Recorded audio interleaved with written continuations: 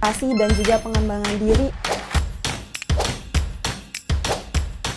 Menjadi sesuatu barang yang capek, tapi teman-teman tahu bahwa itu ada. Assalamualaikum warahmatullahi wabarakatuh. Halo Parma Friend, selamat datang di Parmakes, bincang-bincang asik bersama mahasiswi cantik, obrolan asik, ilmu menarik. Hari ini merupakan episode pertama dari Farmasi Podcast periode 2025-2026. Jadi, Parmakes ini merupakan salah satu program kerja dari Departemen Luar Negeri yang nantinya bakal ada 4 episode nih teman-teman. Jadi, buat teman-teman yang penasaran tetap stay tune ya. Oke, sebelumnya aku sapa dulu teman-teman yang lagi nonton Parmakes episode 1 kali ini. Gimana nih kabarnya? Semoga sehat selalu ya dan semoga lapraknya cepat selesai. By the way guys, ada pepatah yang bilang, tak kenal maka tak sayang. Kita kenalan dulu nggak sih?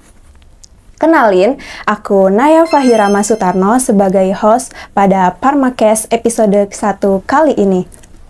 Oke, Parma Friend, di episode pertama kali ini kita akan mengangkat tema yang menarik nih, yaitu farmasi versus Gen Z. Dengan judul kali ini, farmasi di tengah gempuran Gen Z. Nah, aku yakin teman-teman yang nonton juga seneng banget, tentunya aku juga seneng banget, karena kita kedatangan narasumber yang luar biasa nih teman-teman. Jadi di sini ada Kak Hajatuna Hasna Sabila, mahasiswi dari Fakultas Farmasi Universitas Ahmad Dahlan. Halo Kak Hasna. Halo.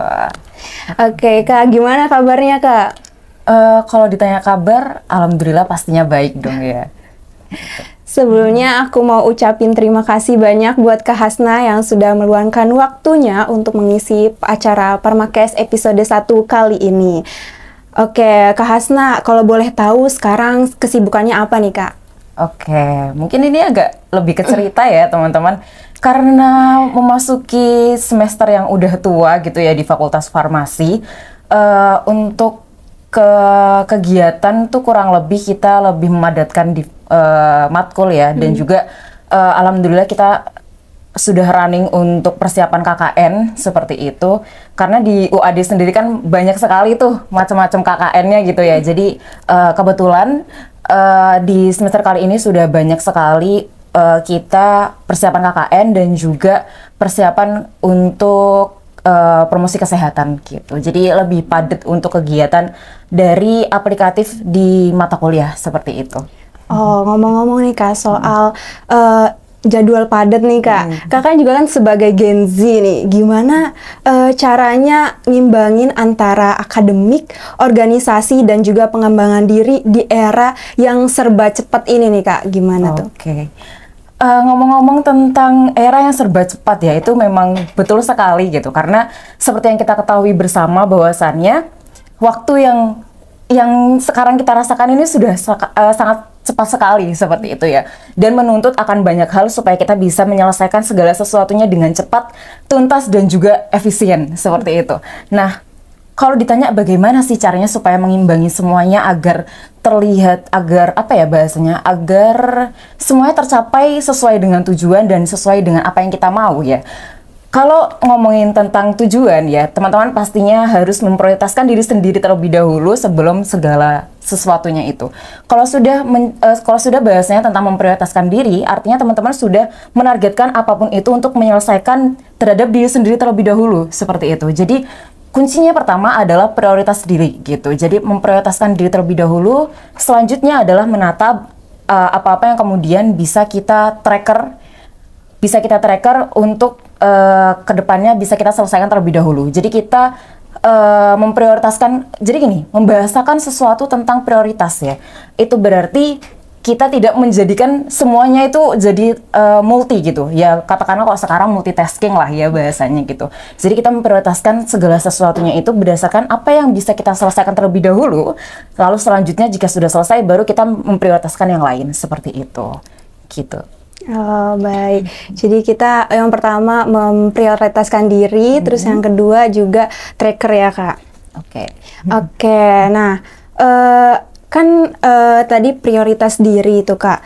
menurut kakak kan sekarang di zaman sekarang itu banyak tren self diagnose gitu, terus sama self medication juga, entah itu dari AI ataupun social media lainnya. Nah, menurut kakak apakah tren self diagnose ini sama self medication tuh di kalangan Gen Z itu menjadi ancaman atau jadi peluang bagi profesi farmasi nih kak? Oke, ngomong-ngomong tentang self diagnose ya, kalau outcome-nya adalah, maksudnya kita membandingkan dengan pekerjaan kita sebagai seorang farmasis gitu ya bahasanya. Teman-teman semuanya, self-diagnose itu, kalau memang untuk tujuan suatu pengobatan yang memang penyakitnya adalah gangguan jiwa, ya mas, katakanlah gangguan jiwa ya, kalau kita berbicara tentang mental health seperti itu mungkin ya, hanya bisa dilakukan oleh tenaga kesehatan yang sudah profesional, katakanlah ya yang sudah apoteker ataupun dokter dan lain sebagainya. Tetapi untuk self-diagnose dalam artian kita mengenali diri sendiri itu memang perlu teman-teman. Jadi katakanlah kita mempoinkan apa aja sih yang kemudian perlu kita tingkatkan dan perlu kita selesaikan terhadap diri kita sendiri, seperti itu. Jadi untuk self-diagnose ini teman-teman, kalau memang implikasinya adalah terhadap diri sendiri, bukan untuk menyelesaikan suatu penyakit, itu aku rasa itu perlu sih. Karena kembali lagi, yang tahu diri kita adalah diri kita sendiri. Jadi bagaimana kemudian self-diagnose itu bisa memunculkan self-medication, salah satunya untuk menyelesaikan permasalahan diri kita sendiri, itu perlu seperti itu. Jadi bukan untuk yang apa ya bahasanya, bukan untuk menyelesaikan suatu penyakit ya itu. Jadi kalau yang penyakit itu ya memang kita harus membutuhkan tenaga medis yang lebih profesional seperti itu. Tapi untuk mengetahui diri kita sendiri, potensi diri kita sendiri ya memang kita perlu untuk self diagnose terhadap diri kita sendiri supaya kita tahu self medication yang sesuai dengan diri kita dan tidak membebankan, diri kita sendiri seperti itu. Oh gitu. Baik, jadi kita juga sebagai Gen Z perlu ya kayak buat self diagnose. Oke, selanjutnya gimana sih mahasiswa farmasi bisa menjaga kesehatan mental di tengah tuntutan akademik, terus organisasi dan tekanan sosial, tekanan dari sosial media gitu kak? Oke, berbicara tentang bagaimana supaya kita bisa terhindar dari apa ya bahasanya penyakit mental ya? Iya. Oke. Kembali lagi ya, karena kita tahu sendiri bahwasannya diri kita itu kan tidak bisa di-compare dengan orang lain seperti itu. Dan hal-hal yang kemudian kita tahu itu belum tentu orang lain mengetahui lebih lanjut terkait dengan diri kita sendiri, seperti itu. Lalu bagaimana sih kemudian kita bisa menyelesaikan permasalahan ataupun yang kemudian bisa menyebabkan kesehatan mental kita terganggu, itu adalah kita harus lebih mengenali diri kita sendiri. Bagaimana sih kemudian kita harus lebih mengenali diri kita sendiri? Yang pertama adalah menganalisis diri melalui SWOT, Strengths, Weakness, Opportunities, dan juga Traits. Karena dari situlah kemudian kita bisa tahu bahwasannya, oh kita nih punya peluang nih. Apa yang kemudian dari peluang itu yang bisa kita tingkatkan lagi. Nah, selanjutnya kita tahu juga nih apa yang kemudian menjadi kekurangan kita yang itu mungkin bisa menjadi hambatan. Dari situlah kemudian kita bisa mendiagnosis, memanajemen ya bahasanya. Oh, jadi tadi kan udah ini ya ngomongnya diagnosis ya, jadi agak ke bawah. Jadi kita katakanlah lebih bisa memanajemen emosi atau memanajemen diri kita sendiri terhadap apa-apa yang kemudian bisa kita kendalikan dari luar atau bisa kita kendalikan dari dalam diri kita. Jadi kan sebenarnya itu apa ya, bahasa tentang bagaimana sih kemudian kita bisa bagaimana sih kemudian kita bisa memanajemen diri supaya tidak terkena mental issues ya bahasanya kalau sekarang itu. Memang pintar-pintar dalam diri kita sih, maksudnya pintar-pintar kemudian gimana sih caranya kita bisa memanajemen emosi sehingga kita tidak terlalu terpressure terhadap apa yang kemudian dikata orang atau apa yang kemudian yang menjadi tujuan kita. Tapi ya biasanya kalau udah kita sudah menargetkan diri kita nih, terus kemudian nggak kedapetan gitu ya hasilnya, itu kan juga kadang menjadi mental tersendiri. Jadi kuncinya adalah manajemen emosi, mungkin salah satunya tadi adalah dari analisis SWOT terhadap diri sendiri. Bener banget kak, itu aku juga suka ngerasa kalau misalnya dari orang-orang tuh berpengaruh banget kata-kata orang-orang itu berpengaruh ke bener mental. Ya, bener iya ya. Bener itu kak, bener banget. Karena terus terang aku juga ngerasa sih kalau semisal kadang itu kalau pas lagi mental down itu ya, karena kan terus terang sebagai seorang mahasiswa farmasi yang banyak kegiatan tuh otomatis banyak juga yang harus kita pikirkan gitulah ya. Apalagi di ranah organisasi, terus di ranah perkuliahan dan lain sebagainya, belum lagi tuntutan dari orang tua dan lain sebagainya, itu cukup mengganggu ya sebenarnya gitu. Cuman itu tadi kita harus memang pintar-pintar untuk memanajemen emosi terhadap diri kita, itu tadi sih ya, benar. Oke Kak. Nah, kita nih misalnya udah kenal nih sama diri kita Kak. Terus gimana cara kita tuh Gen Z itu bisa produktif tanpa harus burnout. Nah, sedangkan Gen Z ini kayak terkenalnya tuh cepat burnout gitu Kak. Itu gimana Kak? Oke, ini sebenarnya berbicara tentang burnout ya. Biasanya gitu ya, kita harus tahu nih apa sih yang kemudian menjadi faktor seseorang itu bisa burnout. Salah satunya adalah kita mengerjakan banyak hal di dalam satu waktu yang sama atau di dalam durasi waktu yang singkat secara bersamaan. Itu kan kemudian kita memaksa otak kita ini harus berpikir 4 kali lebih keras atau memikirkan hal-hal yang sebenarnya itu bisa terpetakan sesuai dengan durasi tentu tidak dalam satu waktu yang sama lah, katakanlah gitu. Nah, maka dari itu tadi, bagaimana kemudian kita bisa memanajemen waktu dan juga memanajemen emosi sehingga waktu yang kita petakan itu tidak menjadikan diri kita itu terbebani atas apa yang kemudian kita lakukan sendiri gitu loh. Jangan sampai kita udah mau menentukan targetnya mau kayak gini, mau selesai di hari besok misalnya gitu. Tapi ternyata di waktu yang bersamaan nih ada juga gimana caranya supaya kita bisa menyelesaikan tugas yang pertama ini sebelum tugas B ini kita kemudian bisa fokuskan kayak gitu loh. Jadi itu tadi manajemen diri sih, itu sebagai kunci pertamanya sih, itu tadi. Oke Kak. Jadi kita butuh banget ngenalin diri terus memanajemen dirinya juga gitu Kak. Betul banget. Oke. Terus nih kalau misalnya Gen Z itu mencari informasi tentang kesehatan nih Kak. Terus dia gimana tuh Gen Z kalau misalnya nyari informasi kesehatan terus berinteraksi dengan tenaga kesehatan di era digital itu gimana Kak menurut Kakak?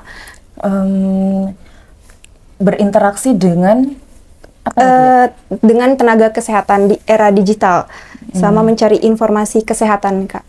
Oke, sebenarnya kalau bahasanya itu untuk orang awam ya, maksudnya bukan terpetakan untuk mahasiswa kesehatan gitu ya. Mencari informasi itu banyak sekali sumbernya. Kalau sekarang ya kita bisa mendapatkan dari Instagram, TikTok, YouTube, ataupun platform digital lain yang bisa kita manfaatkan sumber informasinya seperti itu. Dan kita juga tahu ya bahwasannya di era sekarang ini juga banyak sekali influencer, terlebih dari yang punya kredibilitas di bidang kesehatan itu juga mau ikut menjadi konten kreator dan mensuarakan terkait dengan informasi kesehatan, mungkin khususnya di mental health atau lain sebagainya, itu juga cukup banyak gitu loh. Itu mungkin untuk mahasiswa secara awamnya. Tapi untuk mahasiswa mungkin mahasiswa kesehatan ya, kita mungkin bisa lebih menggunakan platform yang lebih kredibilitasnya lebih terjamin. Mungkin salah satunya adalah memes ataupun PubMed dan lain sebagainya. Mungkin kita bisa meninjau itu lebih rinci lagi karena kan kita basisnya sebagai seorang mahasiswa farmasi alias mahasiswa kesehatan seperti itu. Itu sih kalau untuk bagaimana mahasiswa ataupun secara awam ya Gen Z ya mendapatkan informasi seputar kesehatan gitu. Jadi terkhususnya buat mahasiswa farmasi itu lebih cari yang yang lebih bener lagi itu ya infonya, beritanya. Jadi gini ya ceritanya, kita kan udah dibekali dengan ilmu yang tidak didapatkan oleh mahasiswa lain ya, katakanlah seperti itu misal gitu. Karena kita udah tahu nih basicnya bahwasanya menggali ilmu itu tuh tidak bisa di sembarang tempat. Misalnya ada nih platform-platform website yang mungkin kita tidak bisa jadikan itu sebagai sitasi lah, katakanlah sitasi laporan lah ya. Dari situ aja, sesederhana itu aja kita udah tahu bahwasannya untuk mencari informasi itu tidak bisa sembarangan gitu kan ya. Kuncinya itu. Jadi terkhusus untuk kita nih sebagai seorang mahasiswa kesehatan ya, mahasiswa farmasi nih especially gitu. Jadi karena ilmu itu mahal, jadi bagaimana kemudian kita bisa mencari ilmu dan menggali ilmu itu tadi, kita juga harus memperhatikan informasinya itu sumbernya dapat dari mana, seperti itu. Itu kalau untuk kita ya, tapi kalau untuk masyarakat awam itu mungkin dari TikTok, dari Instagram ataupun dari YouTube dan lain sebagainya itu aku kira tidak kehabisan informasi lah ya seputar dengan isu tentang kesehatan dan lain sebagainya itu. Oke, Kak. Terus kan Gen Z nih Kak, misalnya bagaimana generasi lain tuh dapat bekerja sama dengan baik dengan generasi Gen Z, soalnya aku baca di artikel juga itu Gen Z tuh susah dapat pekerjaan, tapi dia tuh apa ya, gampang keluar dari pekerjaan, jadi sesuai mood, ada yang kayak gitu Kak. Nah itu yang dimana generasi Gen Z ini sering kali mendapatkan respon negatif gitu Kak dari misal perusahaan gitu. Oke. Ini sebenarnya lebih berbicara tentang ranah yang lebih profesional ya, karena berkaitan sama pekerjaan dan bagaimana sih kemudian Gen Z itu bisa katakanlah berkolaborasi lah dengan gen-gen lain lah ya, bahasanya gen alpha dan gen-gen lain. Gen alpha tuh berarti di bawah kita ya? Oh, di bawah kita. Iya, berarti belum gen yang ada di atas kita deh. Milenial. Iya, betul banget, gen milenial. Jadi gini, itu sebenarnya relatif ya teman-teman, bagaimana kemudian kita bisa mengembangkan potensi yang ada di dalam diri kita dengan mengacu pada apa yang kemudian kita sudah tahu nih. Jadi kan tadi gini, ceritanya tadi aku sudah menyampaikan bahwasannya sebagai seseorang yang mau dirinya itu produktif dan mengikuti banyak kegiatan, kita harus pintar-pintar untuk menganalisis diri kita, atau katakanlah tadi aku bilangnya analisis SWOT diri seperti itu ya. Nah, dari situlah kemudian kita bisa memetakan apa yang kemudian bisa kita pertimbangkan untuk ditingkatkan, atau apa yang kemudian dari dalam diri kita tuh bisa kita pertimbangkan untuk kita redam sajalah di dalam diri kita lah, bahasanya kayak gitu. Nah dari itu tadi kemudian kita bisa meningkatkan skill ya, kalau sekarang tuh bahasanya skill, yang kemudian itu menjadi harga yang bisa kita tawarkan untuk berkolaborasi dengan gen-gen lain ya, katakanlah gen milenial ataupun gen yang lebih di atasnya itu tadi. Nah itulah harga yang menjual dari Gen Z. Jadi gini, Gen Z itu tuh cangkupannya sebenarnya luas ya. Kayak katakanlah Gen Z itu adalah orang-orang yang lahir di rentang tahun 2000 berapa ya? Punya 2000-an lah ya bahasanya gitu. 1997 sampai 2012. Oh, ya. Nah ini malah lebih tahu. 1997 sampai 2012 gitu. Nah, dari situlah kemudian kita tahu nih bahwasannya di era itu tadi juga, di rentang era itu tadi, teknologi itu juga sudah berkembang dengan cukup pesat seperti itu loh. Jadi bagaimana kemudian itu tadi kita bisa membawa diri kita supaya kita bisa lebih tahu lagi nih bagaimana sih skill kita itu bisa kita kembangkan dan bisa kita olah di tempat-tempat tertentu yang sesuai ya dengan diri kita, yang kemudian itu menjadi harga jual kita dalam konteks yang baik gitu ya. Dan sehingga kita bisa berkolaborasi dengan gen-gen lain, atau katakanlah dengan tempat pekerjaan atau yang lain sebagainya itu, sehingga kita bisa membawa nilai Gen Z ini menjadi lebih positif lah bahasanya gitu. Biar nggak negatif lagi positif. Betul. Oke Kak, mungkin ini pertanyaan terakhir nih Kak dari aku. Nah, bagaimana strategi yang tepat untuk menjangkau Gen Z dengan edukasi farmasi yang menarik dan efektif Kak? Oh, ini agak berat ya, karena kalau ngomongin tentang ranah farmasi dan Gen Z gitu ya, farmasi dan Gen Z.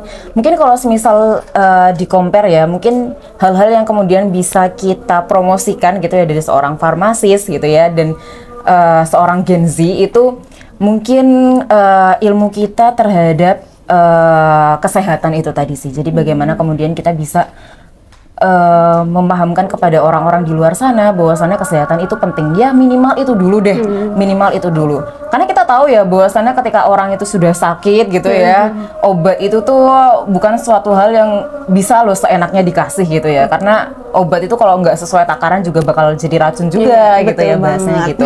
Nah mungkin dari situlah kemudian kita bisa memanfaatkan type kita sebagai seorang Gen Z juga gitu ya, dan seorang farmasi juga, bahwasannya kesehatan itu penting, dan bagaimana kemudian cara menjaga kesehatan itulah juga perlu diperhatikan kayak gitu. Jadi itu tadi sih, jadi kembali kepada diri sendiri kita, bagaimana kita mengembangkan diri kita menjadi lebih baik, menjadi seorang farmasis yang juga baik gitu ya, sehingga bisa bermanfaat untuk sekitar dan juga khususnya untuk diri kita sendiri, seperti itu. Wah, keren banget Kak, itu relatable banget. Iya, relate banget.